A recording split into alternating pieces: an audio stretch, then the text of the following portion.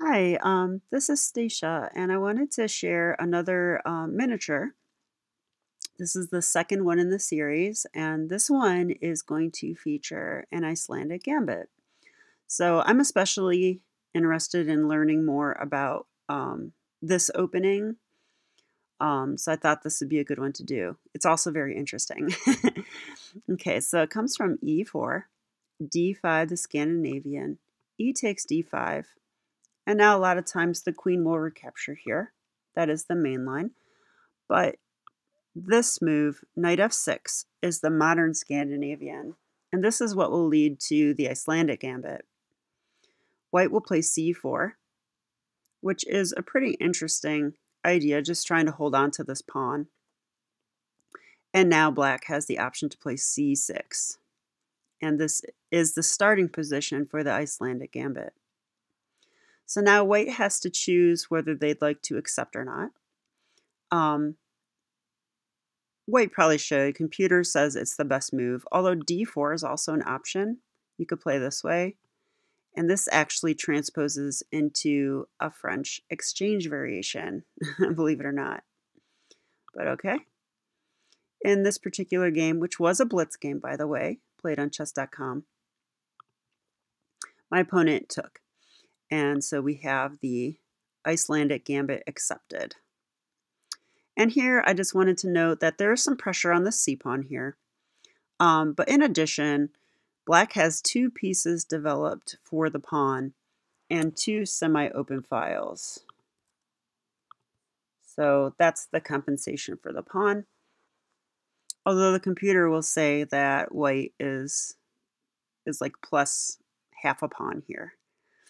So, okay. Now, in the game from here, and I'm sorry about all the arrows, my opponent played d4. Now, this is actually, it is a rare book line, so it's still theory. But this move is, to me, risky. It's a risky move because it does allow black to play bishop b4 check. And now white is going to have to be very, very careful in the upcoming lines. So, for example, the book move here is bishop d2, which was played in the game. But maybe we can learn something by looking at this really quick.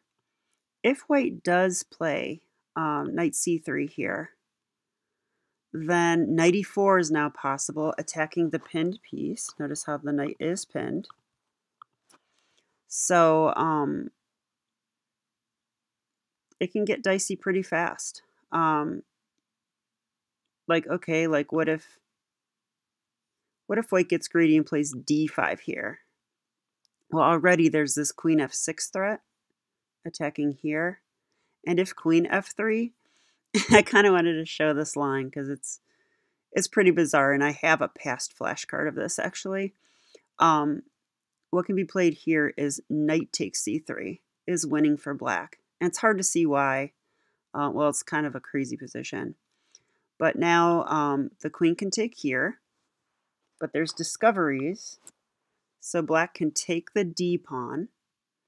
Now, the ironic thing about this is now, or not ironic, but funny, I guess, now the queen can come back and block this check because, the queen took our queen on f6. So now we should take back with the knight. And notice notice white can't really recapture because if they do, we have this fork attacking the king and the rook. So instead, probably this move. Yeah, let me put that on the board. So bishop d2, and now we can play knight takes a2, winning another pawn. And after takes, black can play something like knight a6 or knight c6, defending the bishop, or probably even c5 is okay. And in this position, black is the one up a pawn now, but we still have better development as well. So pretty interesting. So I thought I would look at that line. Now in the actual game though, by the way, the game's only 14 moves. So we'll be done soon.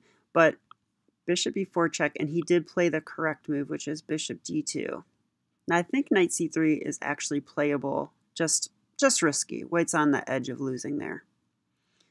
All right, I play queen e7 here, which is theory and the line that I learned, because we defend the bishop with the queen,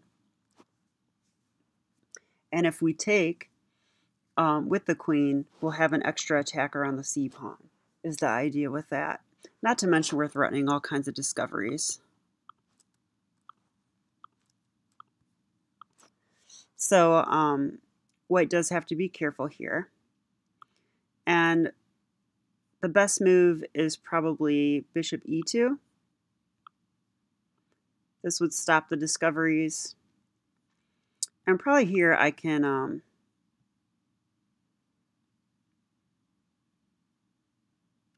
if I take here, I think it's risky.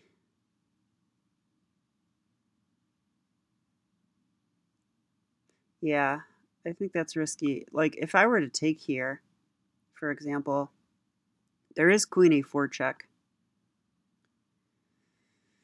And after knight c6, maybe this is okay.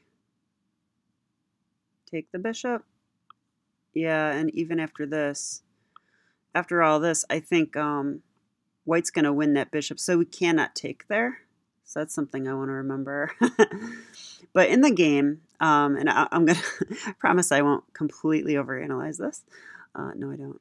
d5. This is what was played in the game, and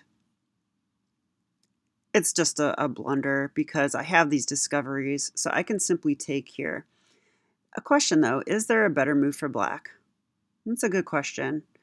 You know, bishop g4 check looks like it might be a good move, but I think just bishop e2 here blocks the attack on the queen, and now white's just fine.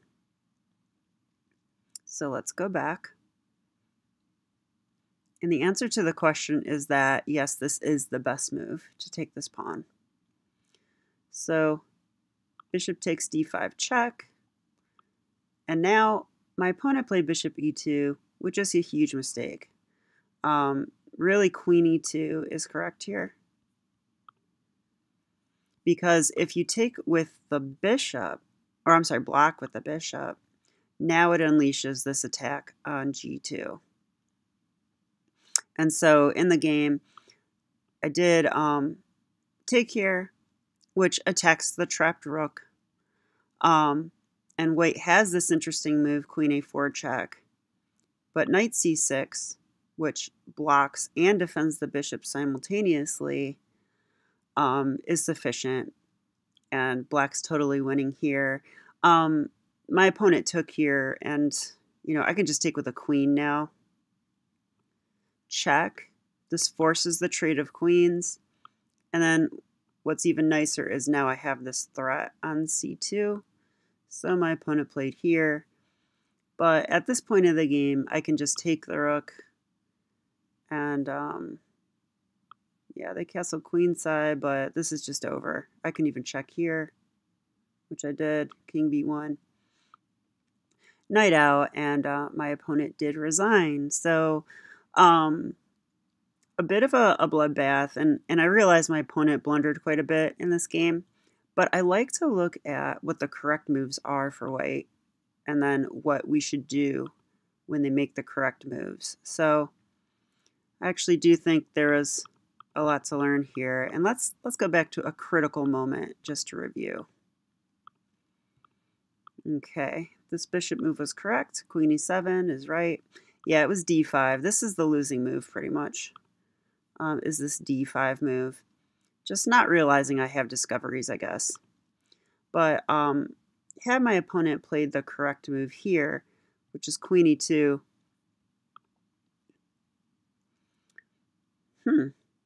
still looks bad for him, actually.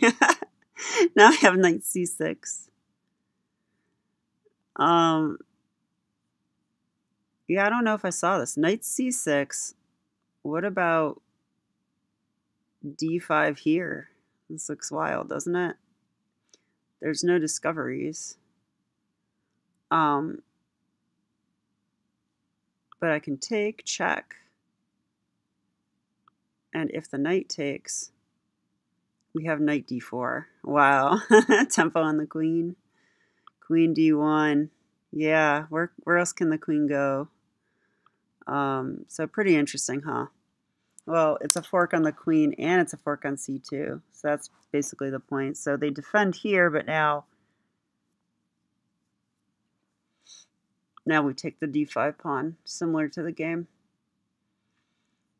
So there you go. I hope you enjoyed this miniature and have a great day. Bye.